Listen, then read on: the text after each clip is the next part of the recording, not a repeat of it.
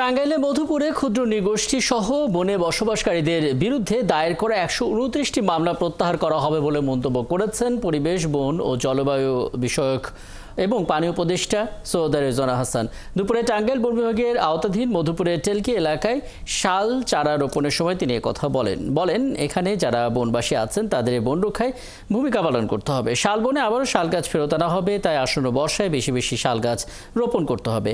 এ সমস্ত কাজে শিক্ষার্থীদের সম্পৃক্ত করা হচ্ছে। বনে যে জায়গা বেদখল আছে সেগুলো চিহ্নিত করতে সীমানা পিলার দেওয়া হচ্ছে বলেও জানান তিনি।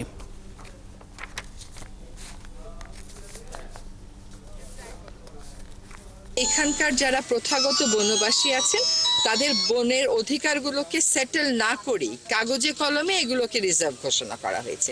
সেগুলো সেটেল করার একটা প্রক্রিয়া আমরা শুরু করব। তো আমরা মনে করি যে বন বিভাগের সাথে প্রথাগত বনবাসীর যে দূরত্ব সেটা যদি আমরা ঘুচাতে পারি তাহলে তারাই আসলে অংশগ্রহণ করে, তারাই সতর্ক অবস্থান নিয়ে এই বনটাকে আবার ফিরিয়ে আনবার উদ্যোগটা করবেন।